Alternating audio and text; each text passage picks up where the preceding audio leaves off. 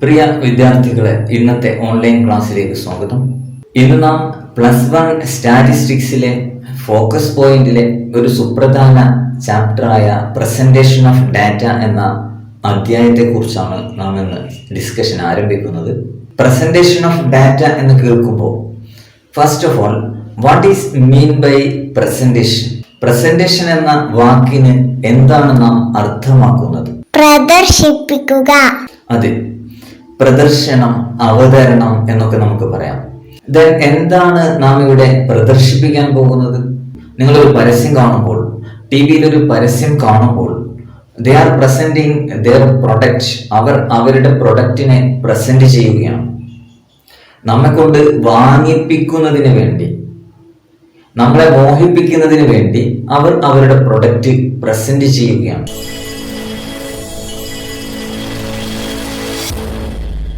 എന്നാൽ statistical presentation of data എന്ന് പറഞ്ഞാൽ എന്തായിരിക്കും നാം അർത്ഥമാക്കുന്നത്? നാം ശേഖരിച്ച, നാം നടത്തുന്ന ഒരു സ്റ്റാറ്റിസ്റ്റിക്കൽ സർവേയുടെ ഭാഗമായി, as a part of our statistical survey, we have collected many informations, many observations, many data regarding a particular object or a particular investigation. That bulk data have to be arranged and organized.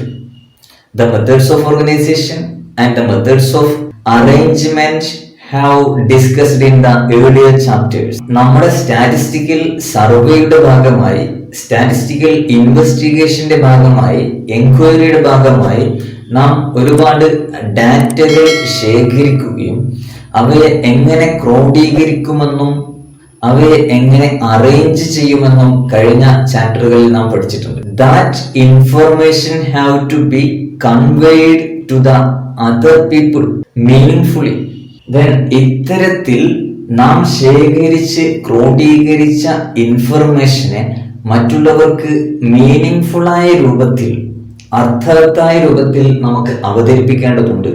The data collected, that was raw data, voluminous information that could be made usable readily and easily comprehend. നാം ശേഖരിച്ച അസംസ്കൃത data, bulk data, that could be made usable readily, അത് പെട്ടെന്ന് ഉപയോഗിക്കാവുന്ന രൂപത്തിൽ, പെട്ടെന്ന് മനസ്സിലാവുന്ന രൂപത്തിൽ മറ്റുള്ളവർക്ക് അവതരിപ്പിക്കുക എന്നതാണ് പ്രസന്റേഷൻ ഓഫ് ഡാറ്റ എന്നതിൻ്റെ ഉദ്ദേശം. ദെൻ അങ്ങനെയാണെങ്കിൽ എങ്ങനെ നമുക്ക് നാം കണ്ടെത്തിയ ഇൻഫർമേഷൻ മറ്റുള്ളവർക്ക് മനസ്സിലാവുന്ന രൂപത്തിൽ നമുക്ക് എങ്ങനെ അവതരിപ്പിക്കാൻ പറ്റും? അതെ, ഒരു പത്രത്തിൽ, ഒരു ന്യൂസ് പേപ്പറിൽ നാം എന്തൊക്കെ ദർശിക്കുന്നുവോ അതുപോലെയൊക്കെ നമുക്ക് ഡാറ്റകളെ നമുക്ക് പ്രസന്റ് ചെയ്യാൻ സാധിക്കും. എന്തൊക്കെ ഉണ്ടായിരിക്കും അവിടെ? വേർഡ്സ്, ചിത്രങ്ങൾ, പട്ടികകൾ.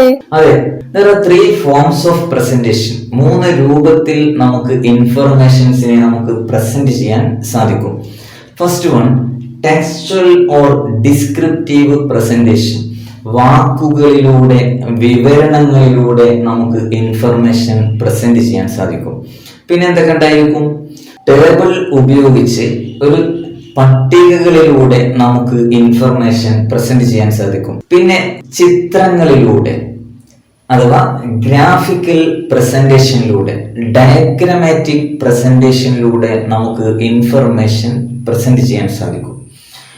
ഇവ 3 നമുക്ക് ഡീറ്റെയിൽ ആയി നമുക്കൊന്ന് വിശകലനം ചെയ്തു നോക്കാം. ഒന്നാമതായി ടെക്സ്ച്വൽ ഓർ ഡിസ്ക്രിപ്റ്റീവ് പ്രസന്റേഷൻ. പേര് കേൾക്കുമ്പോൾ തന്നെ നമുക്ക് ആശയം വ്യക്തമാവുന്നുണ്ട്. വാക്കുകളിലൂടെ. അതെ, വാക്കുകളിലൂടെ, ബൈ വേർഡ്സ്. ഇവിടെ ഒരു ഉദാഹരണം കാണും. ഒരു സ്റ്റാറ്റിസ്റ്റിക്കൽ ഇൻഫർമേഷന്റെ ഇൻവെസ്റ്റിഗേഷന്റെ സമ്മറിയാണ് ഇവിടെ വിശദീകരിച്ചിരിക്കുന്നത്. വാക്കുകളിലൂടെ, വേർഡ്സിലൂടെ ഒരു ഡാറ്റയെ, ഒരു ഇൻഫർമേഷനെ, ഒരു എൻക്വയറിയുടെ റിസൾട്ടിനെ പ്രസിദ്ധീകരിക്കുന്നതിനെ നമുക്ക് ടെക്സ്ച്വൽ ഓർ ഡിസ്ക്രിപ്റ്റീവ് പ്രസന്റേഷൻ എന്ന് വിളിക്കാം. That is, data R described through words. വാക്കുകളിലൂടെ ഒരു ഇൻഫർമേഷനെ പ്രസന്റ് ചെയ്യുന്ന രൂപമാണ് textual or descriptive presentation. It is suitable when quantity of data is too large. ഡാറ്റയുടെ അളവ് വളരെ വലുതാണെങ്കിൽ ഈ ഉപാധി നമുക്ക് വളരെ സ്യൂട്ടബിൾ ആണ്. 2,00,000 കോടി എന്ന രൂപത്തിൽ പറയുന്ന വലിയ സംഖ്യകളെ നമുക്ക് സംഖ്യാരൂപത്തിൽ ചിത്രീകരിക്കാൻ ബുദ്ധിമുട്ടാണ്. പക്ഷെ വാക്കുകളിലൂടെ നമുക്ക് അവയെ സിമ്പിളായി ലളിതമായി നമുക്ക് കൺവേ ചെയ്യാൻ സാധിക്കുന്നു. ഓക്കെ, രണ്ടാമത്തെ രൂപം tabular presentation. What is meant by a statistical table? ഒരു സ്റ്റാറ്റിസ്റ്റിക്കൽ ടേബിൾ എന്ന് പറഞ്ഞാൽ എന്താണ് അർത്ഥമാക്കുന്നത്? വരികളും നിരകളുമായി സംഖ്യകളെ ക്രമീകരിക്കുന്നത്.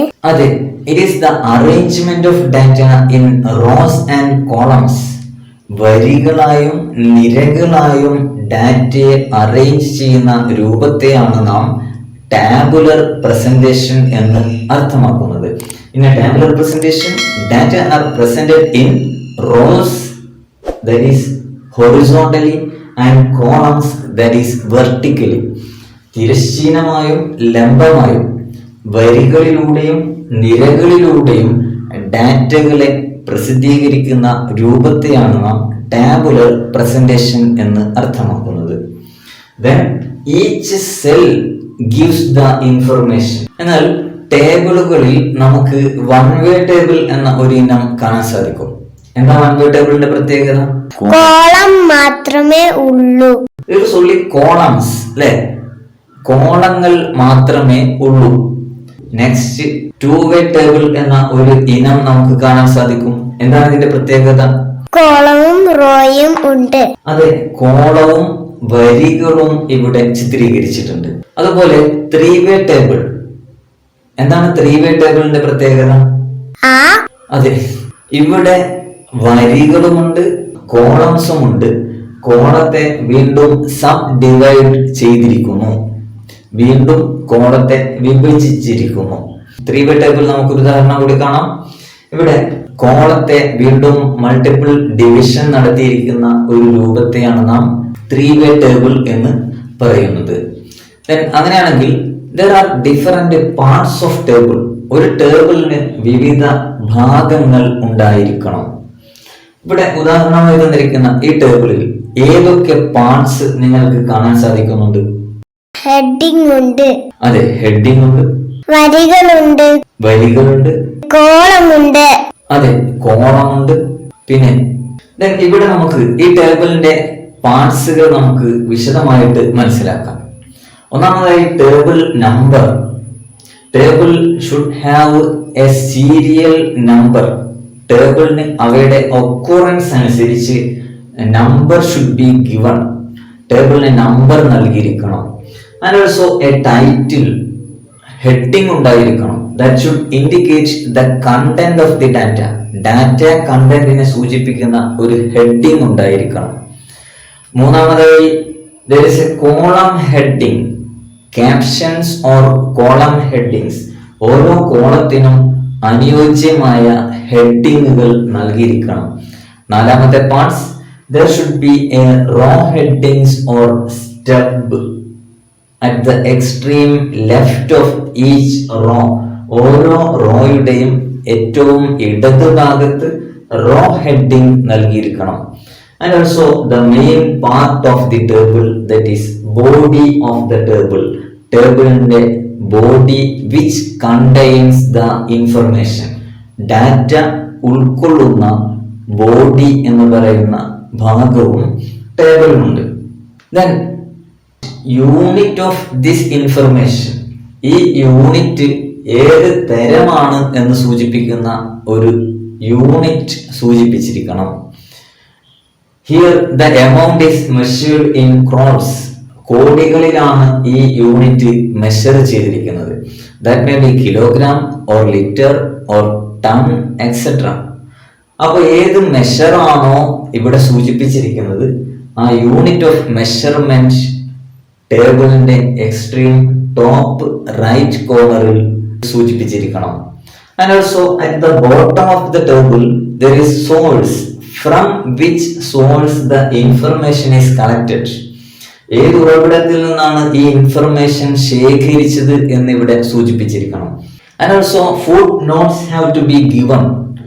Footnotes gives any additional explanation regarding the information.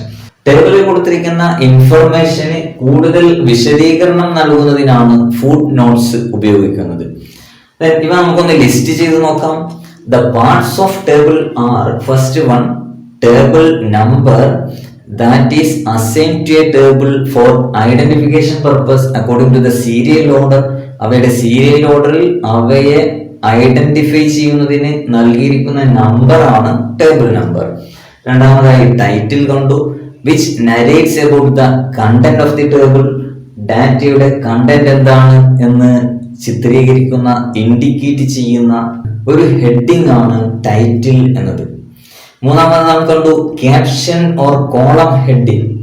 At the top of each column to explain the figures of the column. കോളത്തിലെ ഫിഗറിനെ ചിത്രീകരിക്കാൻ വേണ്ടി, വിശദീകരിക്കാൻ വേണ്ടി കോളത്തിന് മുകളിൽ നൽകിയിരിക്കുന്ന കോളം ഹെഡിങ്ങിനെ നമുക്ക് ക്യാപ്ഷൻ എന്ന് വിളിക്കാം. നാലാമതായി റോ ഹെഡിങ് ഓർ സ്റ്റെബ്. ഓരോ വരികളുടെയും ഏറ്റവും ഇടതുഭാഗത്ത് നൽകിയിരിക്കുന്ന ഹെഡിങ്ങിനെയാണ് നാം സ്റ്റെബ് ഓർ റോ ഹെഡിങ് എന്ന് വിളിച്ചത്. അഞ്ചാമതായി നാം കണ്ടിരുന്നു body or field, it contains the actual data. ആറാമതായി നാം കണ്ടു unit of measurement of data. 7 source note at the bottom of the table. 8 foot notes which gives additional clarification regarding the data. These are the parts of table. ഈ 8 ഭാഗങ്ങൾ ഒരു ടേബിളിന് ഉണ്ടായിരിക്കണം. ഈ 8 ഭാഗങ്ങൾ ഒരു ടേബിളിന് ഉണ്ടായിരിക്കേണ്ടതുണ്ട്. അപ്പോൾ ഒരു ടേബിളിൽ ഉപയോഗിച്ചിരിക്കുന്ന ക്ലാസിഫിക്കേഷൻ ഏത് തരത്തിലാണ്? ക്വാളിറ്റേറ്റീവ് ക്ലാസിഫിക്കേഷൻ ആവാം, ക്വാണ്ടിറ്റേറ്റീവ് ക്ലാസിഫിക്കേഷൻ ആവാം, ടെമ്പറൽ ക്ലാസിഫിക്കേഷൻ ആവാം, സ്പേഷ്യൽ ക്ലാസിഫിക്കേഷൻ ആവാം. ഈ ക്ലാസിഫിക്കേഷൻസ് കഴിഞ്ഞ അധ്യായത്തിൽ നാം വിശദമായി ചർച്ച ചെയ്തു. ക്വാളിറ്റേറ്റീവ് ക്ലാസിഫിക്കേഷൻ എന്ന് പറഞ്ഞാൽ when classification is done according to attributes such as social status, physical status, nationality, etc. തുടങ്ങിയ രൂപത്തിലുള്ള ക്വാളിറ്റികളെ അടിസ്ഥാനമാക്കി, ആട്രിബ്യൂട്ട്സിനെ അടിസ്ഥാനമാക്കി, സവിശേഷതകളെ അടിസ്ഥാനമാക്കിയുള്ള തരംതിരിവാണ് ക്വാളിറ്റേറ്റീവ് ക്ലാസിഫിക്കേഷൻ എന്ന് നാം പഠിച്ചത്. അങ്ങനെയാണെങ്കിൽ ക്വാണ്ടിറ്റേറ്റീവ് ക്ലാസിഫിക്കേഷൻ എന്ന് പറയുന്നത് data are classified on the basis of characteristic that can be measured. സംഖ്യാരൂപത്തിൽ അളക്കാൻ സാധിക്കുന്ന ഇൻഫർമേഷന്റെ അടിസ്ഥാനത്തിൽ ഡാറ്റകളെ തരംതിരിച്ചതാണ് ക്വാണ്ടിറ്റേറ്റീവ് ക്ലാസിഫിക്കേഷൻ. ഉദാഹരണം age, height, production, income, etcetera. Then മൂന്നാമതായി temporal classification. Here data are categorised according to time. സമയത്തിനനുസരിച്ച്, കാലഗണന അനുസരിച്ച് ഒരു ഡാറ്റകളെ തരംതിരിക്കുന്നതിന് നമുക്ക് ടെമ്പറൽ ക്ലാസിഫിക്കേഷൻ എന്ന് പഠിച്ചിരുന്നു. Time may be in hours or weeks or day, month, years, etcetera. ഈ രൂപത്തിലൊക്കെ നമുക്ക് ഡാറ്റകളെ തരംതിരിക്കാൻ സാധിക്കും. ദെൻ നാലാമതായി spatial classification. When classification is done on the basis of place. അതെ, സ്ഥലത്തിനനുസരിച്ച് ഡാറ്റകളെ തരംതിരിക്കുന്നതിന് നമുക്ക് സ്പേഷ്യൽ ക്ലാസിഫിക്കേഷൻ എന്ന് നാം പഠിച്ചിരുന്നു. Place may be town or district or state, country, etcetera. ഈ രൂപത്തിൽ ഡാറ്റകളെ നമുക്ക് തരംതിരിക്കാൻ സാധിക്കും. അപ്പോൾ ഇന്നത്തെ ക്ലാസ്സിൽ there are 3 forms of presentation നാം ഇന്ന് പരിചയപ്പെട്ടു. ടെക്സ്ച്വൽ ഓർ ഡിസ്ക്രിപ്റ്റീവ് പ്രസന്റേഷൻ, വേർഡ്സിലൂടെ, വാക്കുകളിലൂടെ ഡാറ്റ പ്രസന്റ് ചെയ്യുന്നു. ടാബുലർ പ്രസന്റേഷൻ, ടേബിളിലൂടെ ഡാറ്റ പ്രസന്റ് ചെയ്യുന്നു എന്നും നാം മനസ്സിലാക്കി.